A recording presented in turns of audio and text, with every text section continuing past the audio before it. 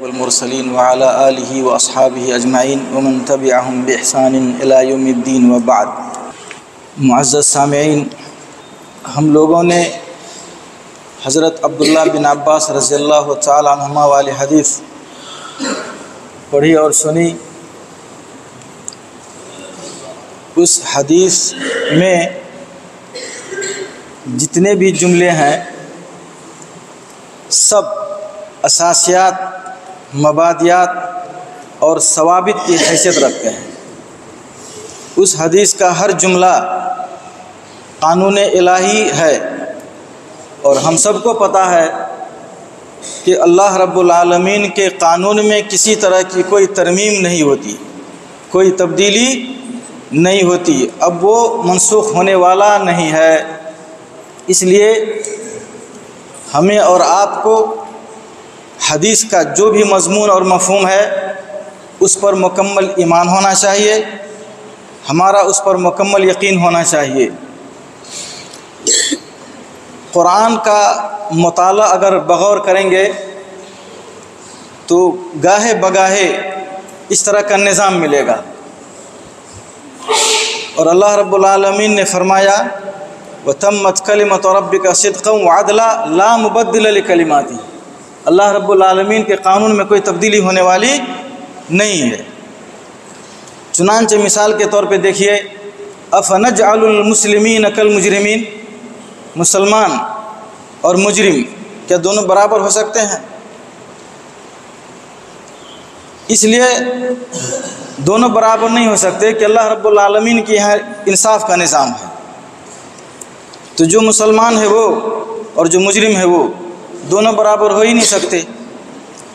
اسی طرح اللہ رب العالمین کا فرمان ہے من عمل صالحا من ذکر او انثى وهو مؤمن فلنحيينه حیاتا طیبہ، کہ جس کسی نے عمل صالح کیا، نیک کام کیا، مرد ہو یا عورت، مرد ہو یا عورت، اگر وہ مومن ہے، شرط ہے کہ اگر وہ مومن ہے تو اسے ہم اچھی زندگی دیں گے۔ اب اگر کوئی مومن بندہ اللہ رب العالمین کے احکامات کا پابند بندہ ہے تو دنیا میں کہیں بھی رہے، کسی بھی شہر میں رہے، کسی بھی ملک میں رہے، کسی بھی زمانے میں رہے، وہاں کا ماحول جس طرح کا بھی ہو، اللہ رب العالمین اس کو خوشحال زندگی دے گا۔ اور خوشحال زندگی کا یہ مطلب نہیں ہے کہ بہت بڑا بنگلہ ہو، ٹائلس لگا ہوا ہو، اے سی وغیرہ لگی ہوئی ہو، یہ سب مقصود نہیں ہے۔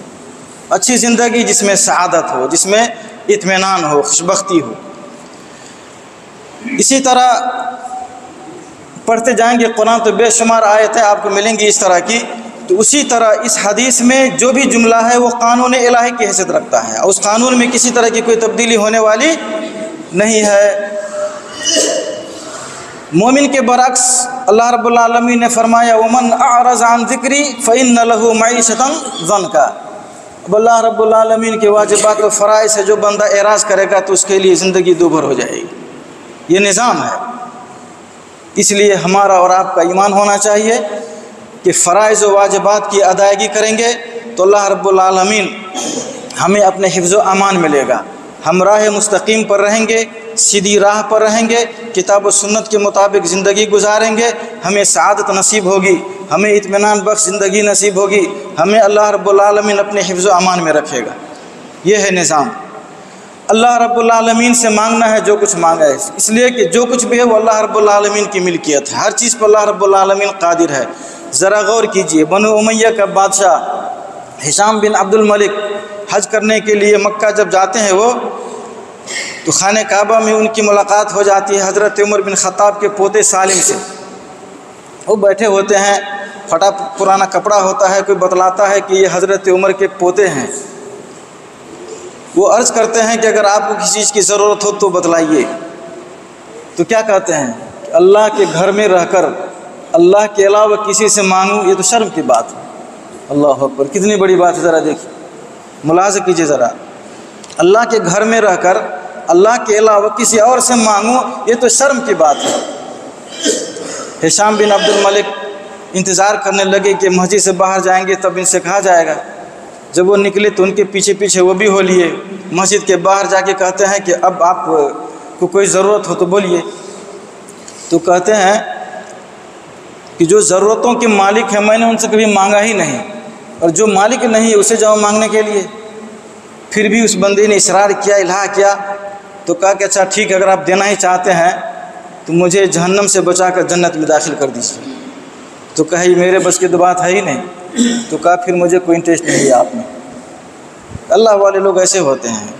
تو اللہ رب العالمین کا نظام ہے، اللہ رب العالمین سے آپ مانگیں گے، اللہ رب العالمین خوش ہوتا ہے۔ اللہ رب العالمین سے مانگنے کا مطلب ہے کہ ہمارا ایمان ہے کہ اللہ رب العالمین موجود ہے، اللہ رب العالمین سنتا ہے، اللہ رب العالمین ہماری ضرورتوں کو جانتا ہے، اس لیے ہم مانگیں تو اللہ رب العالمین سے مانگیں۔ اور حدیث میں ہے اذا سألت فاسأل اللہ۔ ثابت شدہ اصول، قد جف القلم بما ہوا کائن، جو کچھ ہونا تھا سب لکھا جا چکا ہے، تبدیلی ہونے والی نہیں ہے۔ اس لیے اب ہمارا اور آپ کا موقف کیا ہونا چاہیے؟ ہمارا اور آپ کا موقف یہ نہیں ہونا چاہیے کہ ہم اس کو قبول کریں یا رد کر دیں۔ یہ آپشن نہیں ہمارے سامنے، ہم مانیں یا نہ مانیں۔ آپشن ہے کہ کتنا جلد ہم اس کو تسلیم کر لیں، یہ آپشن، اس کے علاوہ کوئی آپشن نہیں ہے۔ کوئی آدمی بیڑی سگریٹ پیتا ہے، اس کے اوپر ضروری ہے کتنا جلد وہ چھوڑ دے۔ کوئی شخص گٹکا وغیرہ کھاتا ہے اور سب کو معلوم ہے کہ گٹکا نقصان دہ ہے، کتنا جلد وہ چھوڑ دیتا ہے یہ اصل چیز ہے۔ نماز نہیں پڑھتا ہے کوئی، اس کا پابند نہیں ہے، کتنا جلد وہ پابندی کرنے لگے یہ اصل چیز ہے۔ کیونکہ وقت کے بارے میں کسی کو پتہ نہیں ہے کب کس کی انتہا ہو جائے، اور آخری وقت میں اگر کوئی آدمی ایمان لاتا ہے تو اس کا کوئی اعتبار بھی نہیں ہے۔ آج کل امتحان ختم ہوا ہے مدرسے میں، جامعہ میں، یہاں بھی اور ابھی وہاں بھی چل رہا ہے۔ اگر کوئی بندہ امتحان کے بعد روم میں جا کر کتاب کھول کر پرچہ کہتا ہے اس کا جواب یہ، اس کا جواب یہ ہے، تو اس کو کوئی فائدہ ہے؟ وہ تو گزر چکا۔ اس لیے وقت گزرنے سے پہلے اللہ رب العالمین کے اس قانون کی ہم پاسداری کر اس پہ عمل کرنا شروع کر دیں۔ کیا فرعون نے مرتے وقت نہیں کہا تھا کہ میں اب ایمان لا رہا ہوں؟ تو اللہ رب العالمین نے کیا کہا تھا؟ الآن وقد عصیت من قبل، اب تمہارا ایمان کسی کام کا نہیں۔ اس لیے معزز سامعین، ہمیں اور آپ کو چاہیے کہ اللہ رب العالمین کے نظام کو تسلیم کریں۔ اللہ رب العالمین نے جو کچھ نظام بنایا ہے وہ بدلنے والا ہے نہیں، وہ منسوخ ہونے والا ہے نہیں۔ اس لیے جو کچھ بھی نشیب و فراز ہوتا ہے وہ اللہ رب العالمین کی طرف سے ہوتا ہے۔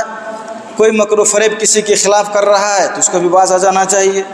کوئی چاہتا ہے ہیلے بہانے سے کسی کو ہم بہت نفع پہنچا دیں گے، سب سے پہلے ایمان اس کا ہونا چاہیے کہ میرے بس کی بات نہیں ہے۔